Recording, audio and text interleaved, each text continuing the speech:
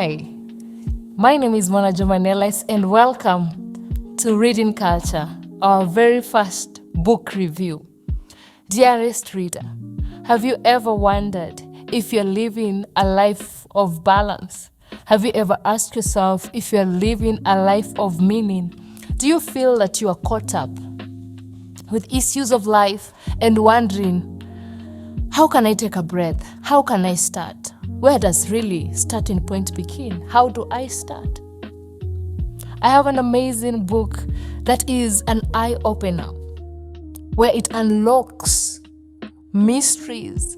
It unlocks the depth of how to find meaning and how to find purpose and to live within your purpose and be in a balanced life, not to be in any rat race. Dearest reader, I present to us The Monk Who Sold His Ferrari by Robin Sharma.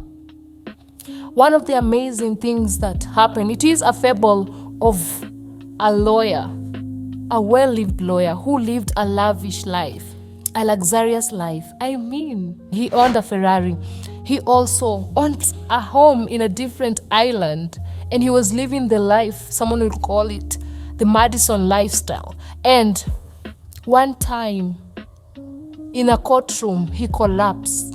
And that was a wake-up call for Mr. Julian Martel on a life of spiritual discovery and what really mattered in his life.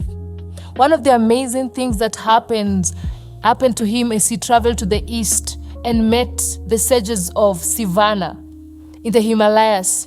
He comes to understand the beauty of taking life in its simplicity and understanding that the different things that matters are the things that people don't seem to really look deeply into.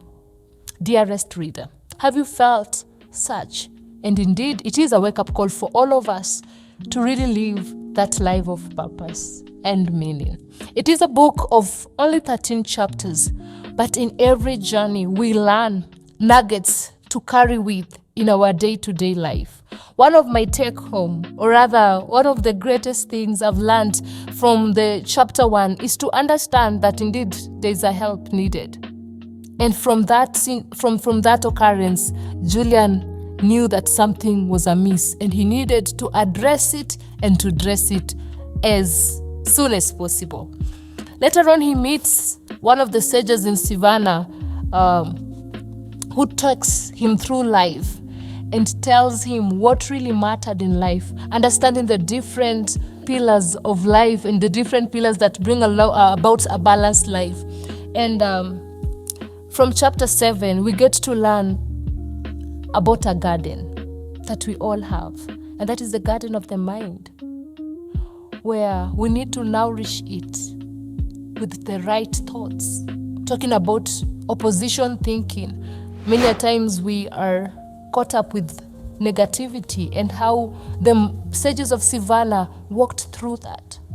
Later on, he is told ways of appreciating life and getting that balance to it.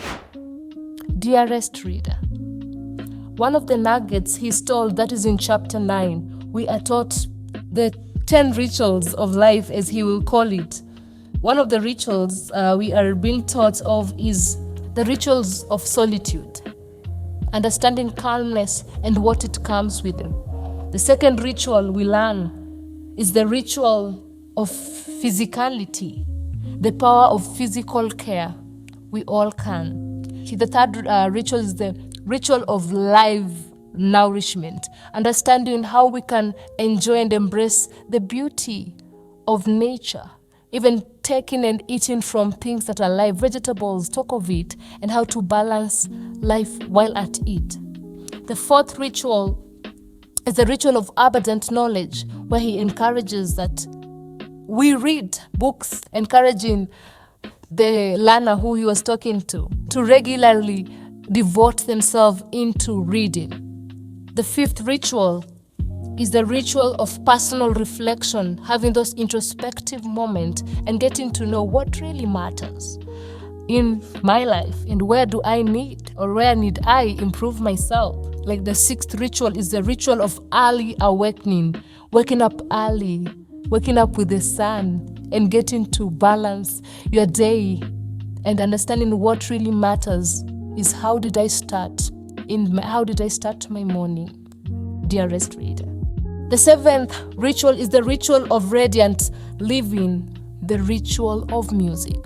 The ritual of music, understanding that the power music has in different situations and embracing the different tunes and learning to just relax while at it in listening to music.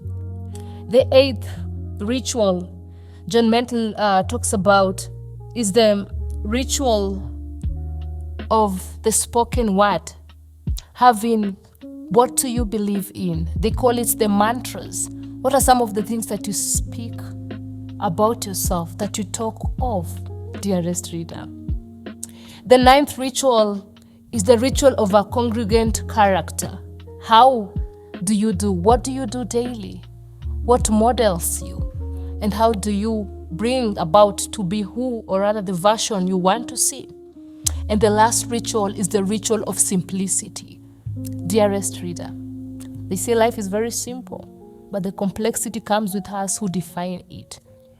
It's a journey of self-awakening. It's a journey of self-awareness. Self-mastery is the DNA of life mastery.